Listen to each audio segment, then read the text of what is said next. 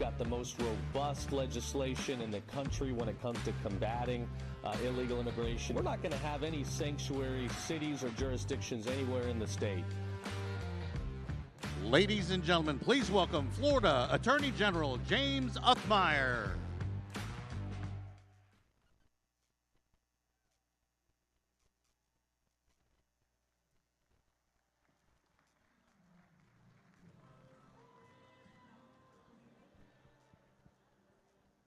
Hello, everybody. It's good to be here. Thank you for having me. I'll tell you what, it's been 6 months on the job as your Attorney General, and we are putting bad guys away left and right.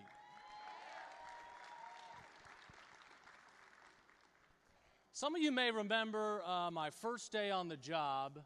My Office of Attorney General started filing briefs in the U.S. Supreme Court and courts across the country defending President Trump's ability. Boo-boo, get this guy out of here. You know what? I think we got a spot in Alligator Alcatraz for that guy.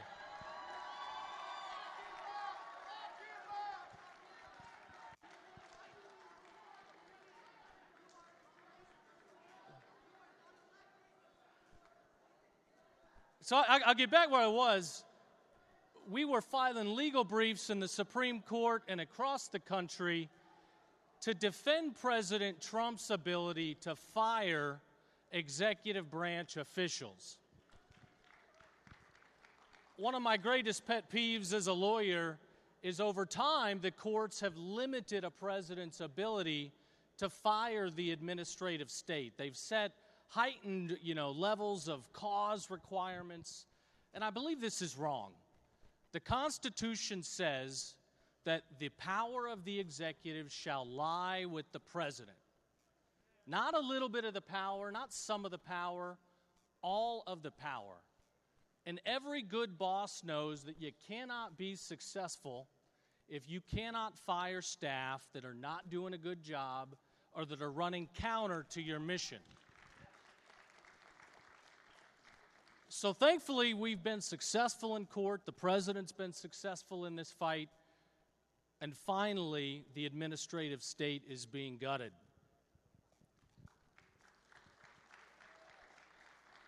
I tell you, I get a little bit of sick pleasure watching these people in D.C. crying, walking around with their brown boxes, in the streets after they've been let go. It's awesome. We need fewer unelected administrative bureaucrats. We need fewer IRS auditors, and we need more ICE agents.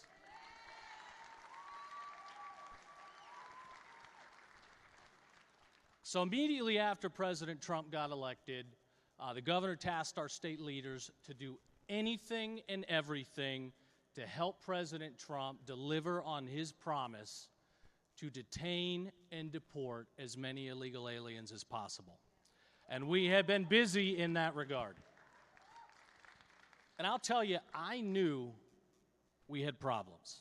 I knew illegal immigration had really hurt our country, but it was not till in this job that I have seen firsthand how bad it is. Every day, we are pulling MS-13 members off the streets. Every day, we are finding human traffickers that are criminal aliens. Every day, we are pulling people off the streets that are illegal aliens that are molesting little kids. I'm not kidding. Every single day. The more we pull, the more we find.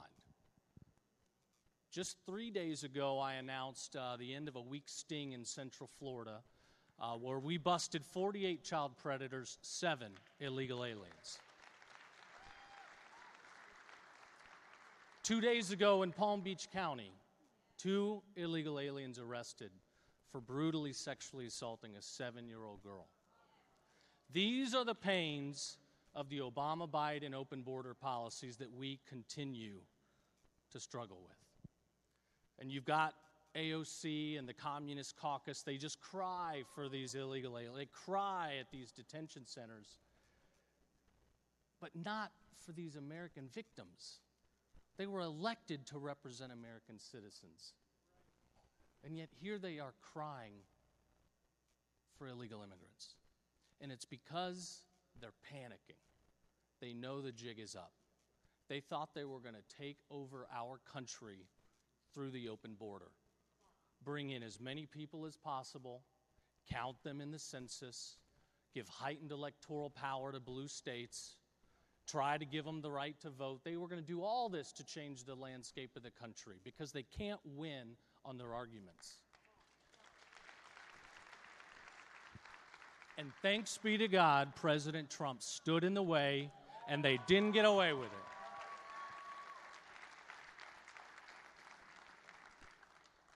So working on illegal immigration, working up and down the state with law enforcement, I was meeting with our sheriffs and saying, what do we need? What do we need to be able to better execute on this mission?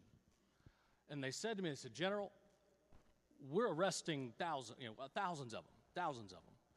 We're going to run out of space.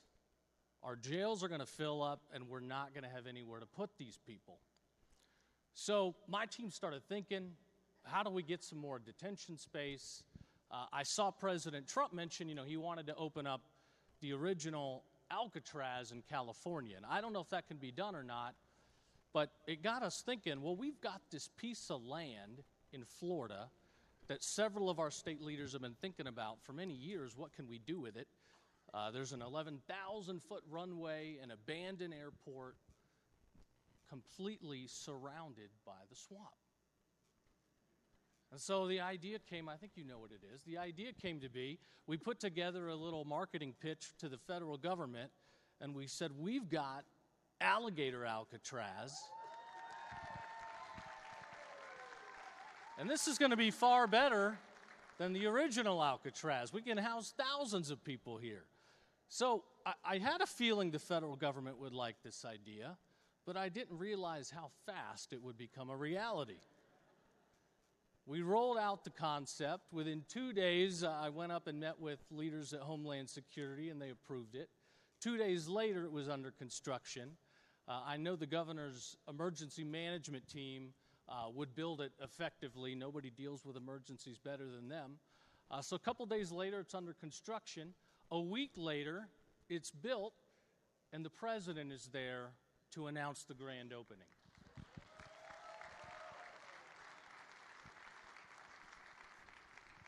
So Alligator Alcatraz is up and running. They've already flown out hundreds of detainees. We're going to get them back where they came from. And it's exactly what we said it would be. It's a one-stop shop. Get them in, get them out.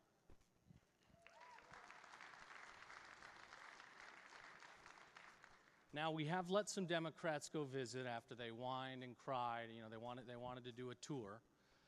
So we let them in, and you're not going to believe what they did.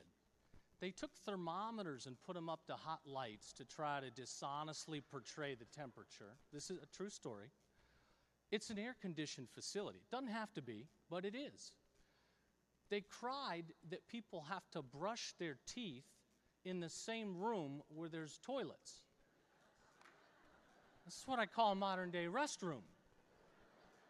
This is what they're focused on. Again, not American families that have suffered from the open border crisis, but these political grandstanding to defend criminal aliens, and it is why their party is getting its butt kicked every single day.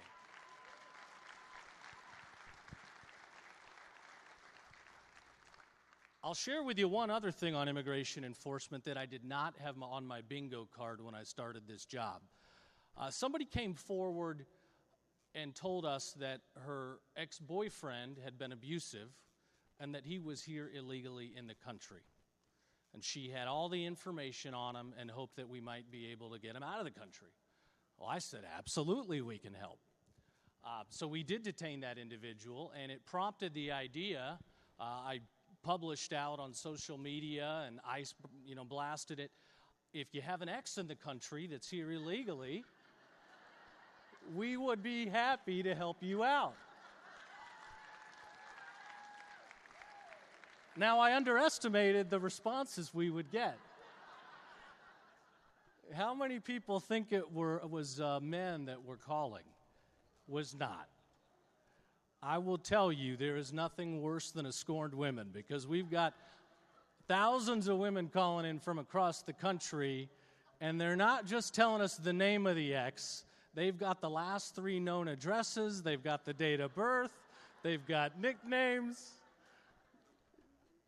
You better believe it, ex-girlfriends have become the new enforcement operation in deporting illegal immigrants. I'll wrap up by telling you one other thing we're doing in the Office of Attorney General. We have opened the first Office of Parents' Rights in the country. Florida's been a leader in parental rights. We've created more protections in law than any other state, but it's not always easy for parents that are aware of a problem to go to court, to figure out how to litigate and fight for these rights. So that's where my office is going to come in. We've got a portal. If you go to our website, you can write to us and let us know about some wrong or an infringement on rights that you're aware of. If you're not having access to curriculum in schools, if you believe your kids are subject to counseling or therapies behind your back, which unfortunately is still a very scary reality in this state, we will go and we will fight for your rights, and we will shut that down. Thank you. Since we launched that office, we've received dozens and dozens of complaints, and almost all have had merit. So we have taken legal action against many counties in the state that continue to try to push porn and harmful behavior in libraries, counties that continued. We fought back against counties that have continued to try to allow kids to decide what bathroom to go in based on their own identity. Not going to happen. We fought back against districts and schools that want to subject kids to counseling and give them surveys behind the backs of parents where they ask questions about what their parents are talking to them about, where they ask questions about, their parents allowing them to discuss sexual transitions and gender identity and these very warped things. That's not okay. That is not legal in Florida. We have fought it. In every case we've taken in this new office, we have won. We are undefeated.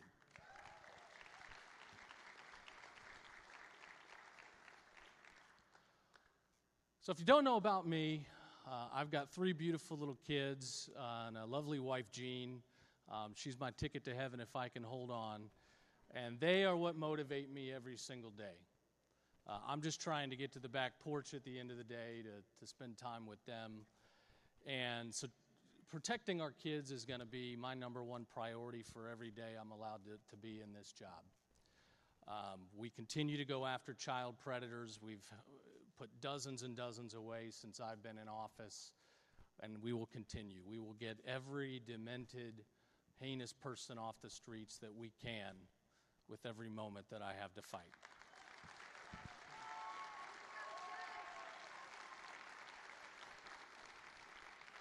And I will promise you this, with every day I have, I will fight to be the most conservative Attorney General you've ever had.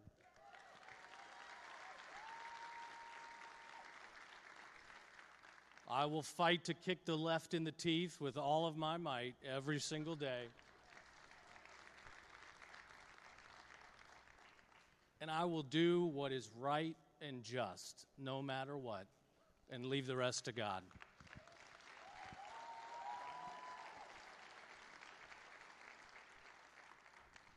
So I will be on the ballot next year. If you want somebody that's soft on crime, that's lenient, that wants illegal immigrants to get an easy way out, I am absolutely not your guy.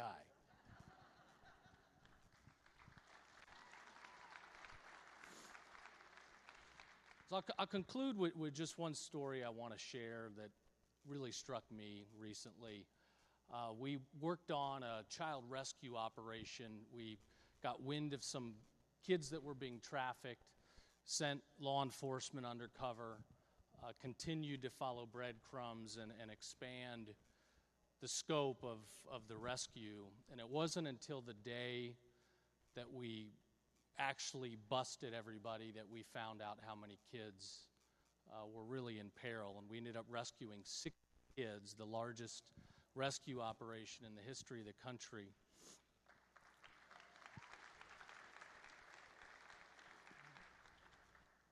And one of the kids, a teenager, I think 15 years old, she was pregnant from an assailant.